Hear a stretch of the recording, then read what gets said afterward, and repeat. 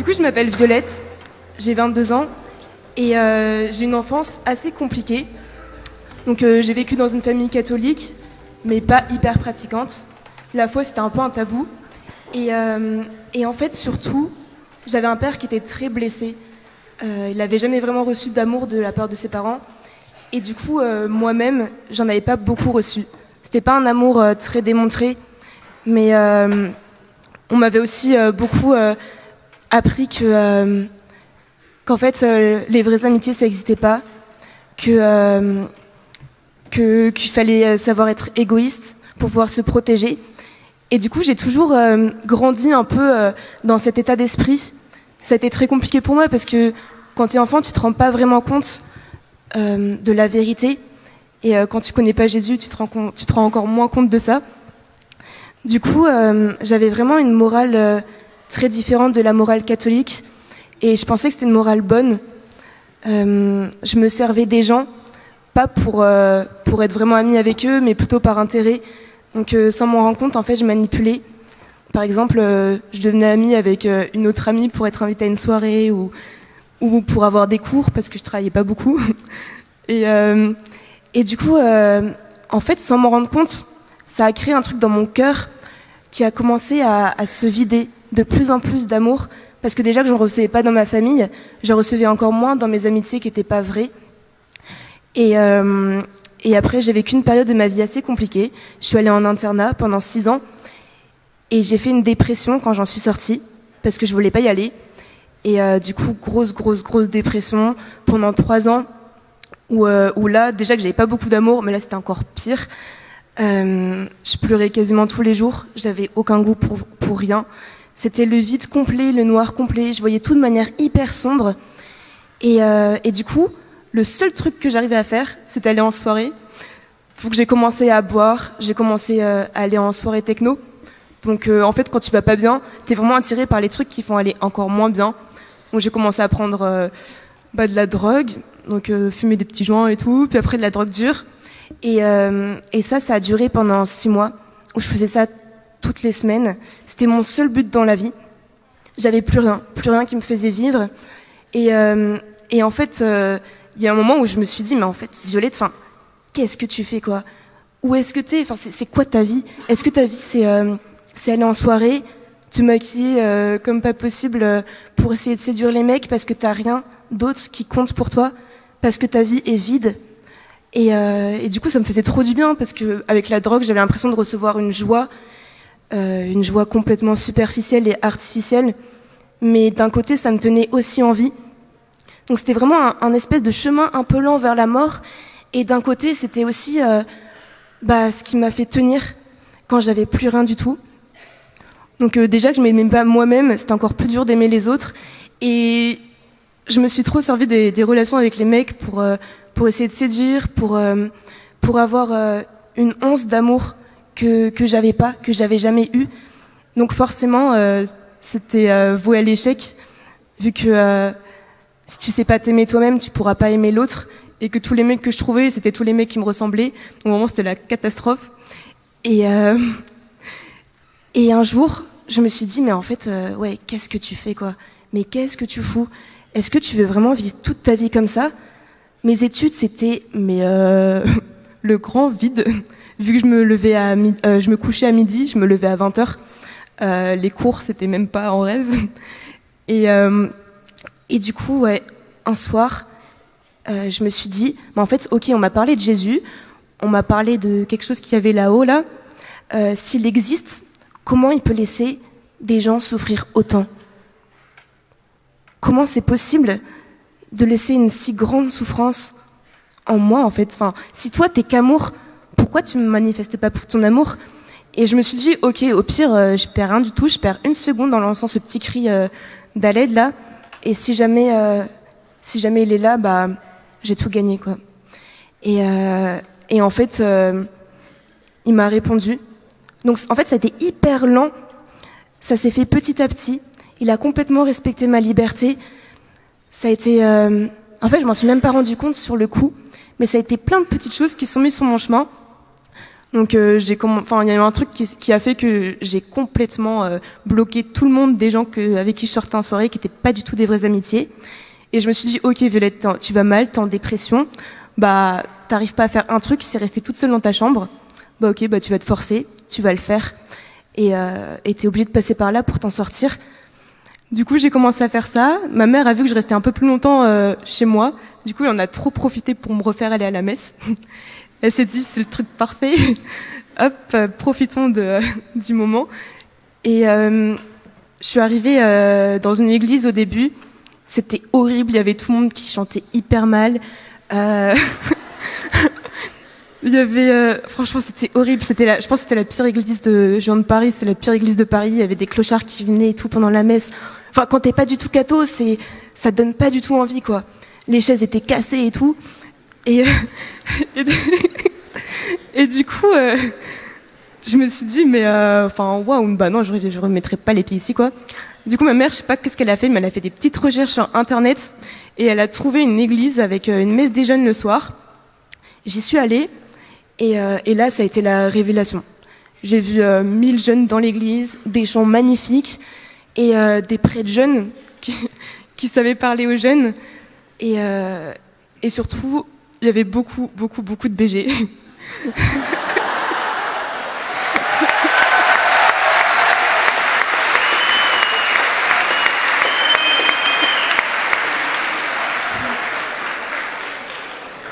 Et c'est trop drôle, mais en fait, le Seigneur, il sert vraiment de tes petites faiblesses, quoi. Il te connaît par cœur. Et du coup, je me suis dit, ok, pas mal cette petite messe, je vais peut-être revenir. Et j'ai entendu parler d'un groupe de prière. Donc je me suis dit, encore plus parfait, je vais pouvoir leur parler. Et du coup, je suis arrivée au groupe de prière. Et là, je vois 300 jeunes en train de lever les mains et tout. Moi, j'étais habillée à l'époque avec des pantalons de pâte def léopard. Vraiment, j'étais là en mode, mais en fait, qu'est-ce que je fais là, quoi? Moi, j'appartiens pas du tout à ce monde. J'ai pas de Ben Simon.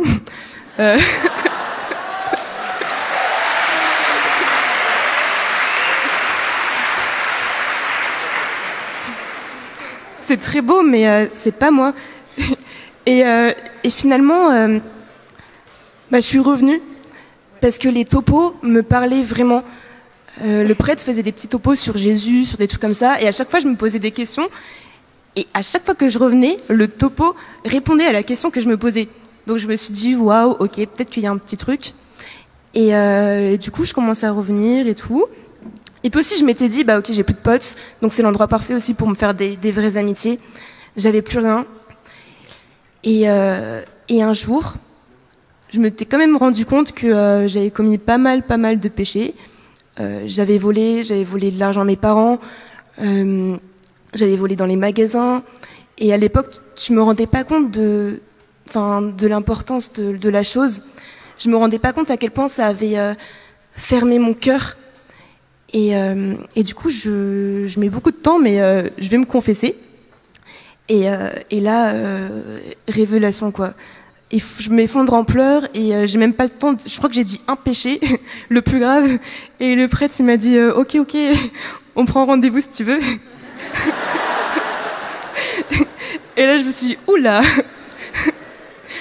Et j'ai commencé à. Du coup, il a répondu à mes questions.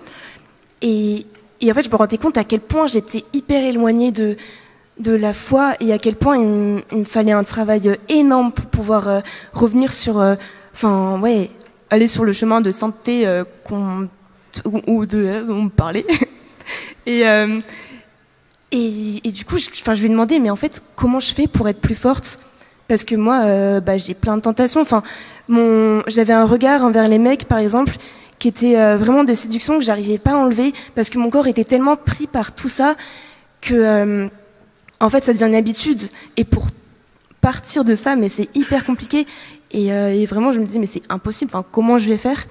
Et du coup il me dit écoute, pour être un peu plus forte et tout, hésite pas à prendre l'Eucharistie plus de fois possible que tu peux, prie et fais des chapelets.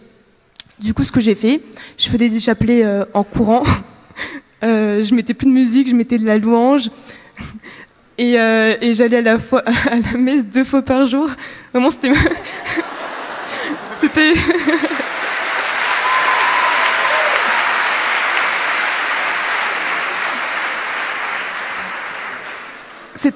En fait, c'était un truc qui me donnait tellement la joie. Le Seigneur m'appelait vraiment et me donnait plein de grâces, mais toutes petites. Et vraiment, à chaque fois que j'allais à la messe, j'avais une joie de malade, mais vraiment, j'arrivais pas à m'arrêter de sourire, quoi. Et du coup, ça a été des petits oui, comme ça, où je me suis dit, ok, bah en fait, on me dit ça, j'accepte, je fais un petit pas, et on verra pour la suite. Et je me rendais compte que c'était vraiment le Seigneur qui me donnait la grâce pour le reste. Par exemple, avec ma relation au mec, on m'a parlé de faire l'année Jésus. Si en gros tu sors avec aucun mec pendant 1 an. Et moi je me disais waouh, ça va être impossible. et en fait je me suis dit bah ok, moi j'en suis pas capable. Mais si je le fais avec toi Jésus, bah en fait je sais que ça marchera. Et combien de fois je tomberai, je sais que tu me rattraperas parce que t'es toujours à mes côtés et que moi sans toi je suis rien. En revanche avec toi, bah tu peux tout parce que tu fais tout en moi. Et ça a été vraiment une révélation.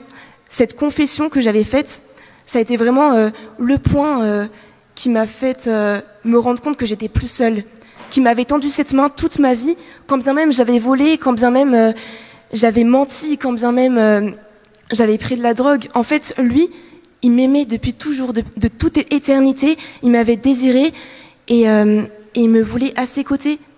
Et cette main, il attendait juste une chose, c'était que je la lui tende en retour. Et en fait, ce qui est trop beau, c'est que il nous aime tellement qu'il prendra jamais sur notre liberté, qui nous obligera jamais à rien. En revanche, si toi tu dis un oui, bah alors là, t'inquiète pas, il va faire tout le reste. Des choses que tu t'y entendras même pas. Et voilà. Et après ma vie de conversion, donc ça c'était en 2019. Il y a eu le Covid en 2020, donc c'était parfait là pour mon truc d'année Jésus. C'était vraiment.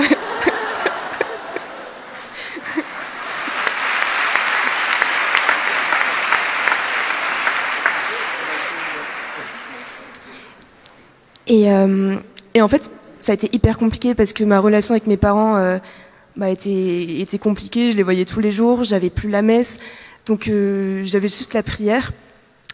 Et sortie du premier confinement, je me suis dit ok, c'est mort, je refais plus de confinement avec mes parents. En revanche, deuxième confinement, j'entends parler d'un truc week-end d'évangélisation de mission, les WEMS.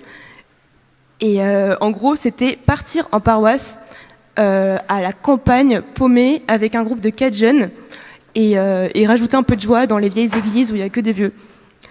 Et je me suis dit, bah écoute, je sais pas avec qui j'irai, je vais me retrouver, ça se trouve, avec des vieux prêtres pas du tout drôles.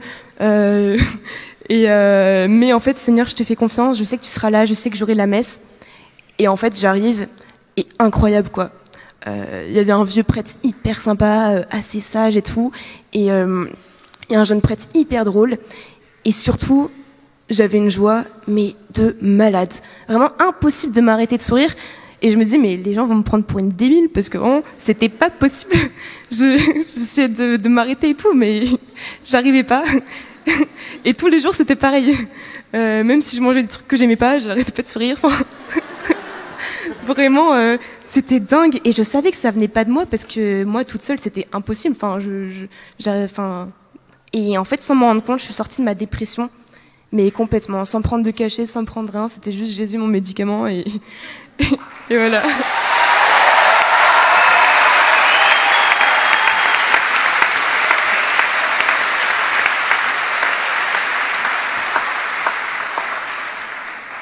Donc, en fait, à force de faire des petits oui comme ça m'a mené à faire des oui encore plus grands.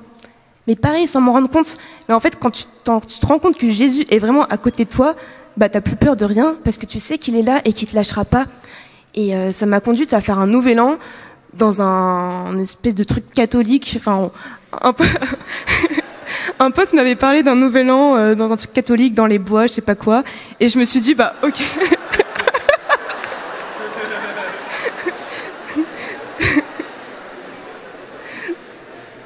Je me suis dit Ok, parfait, je signe, il y aura Jésus. Et en fait, je me suis retrouvée dans un espèce de truc perdu dans la montagne, à couper du bois pour me chauffer. Il faisait -5 à l'intérieur. Je suis hyper frileuse. Et pareil, pourtant, j'avais une joie de malade. Je me sentais vraiment, mais juste chez moi. Et en fait, je me sentais tellement bien que je suis restée 5 mois.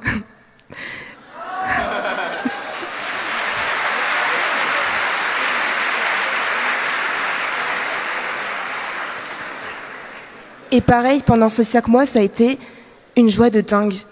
Et le Seigneur était vraiment mais hyper présent. J'avais carrément 4 offices par jour, avec la messe tous les jours. Alors moi qui avant, c'était pas du tout mon truc, là je me suis retrouvée avec ça. Et en fait c'était ma joie quoi.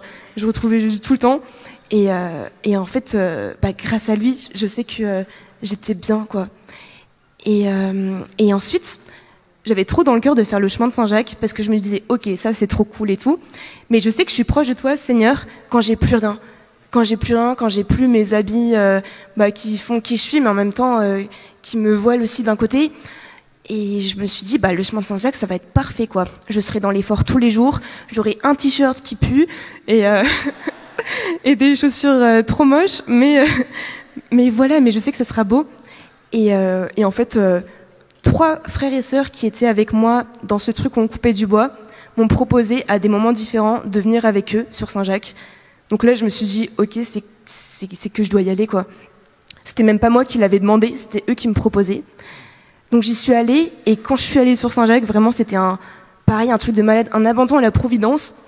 Et Jésus m'a montré qu'il était là. En gros, on m'avait dit, demande tout à Jésus. Du coup, je demandais des trucs débiles, style... ce soir, j'aimerais bien manger du melon.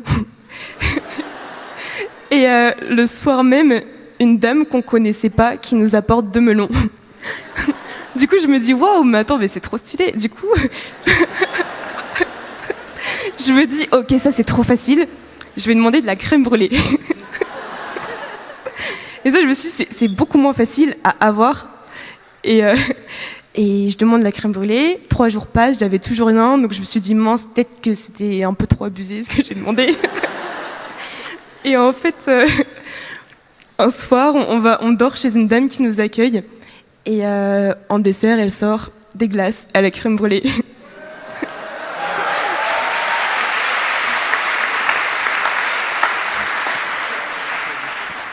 Donc ça, plus ça fait qu'il y a un moment où je me dis, ok, mais en fait, le Seigneur, il prend tellement soin de moi, mais jusque dans les petits détails, quoi.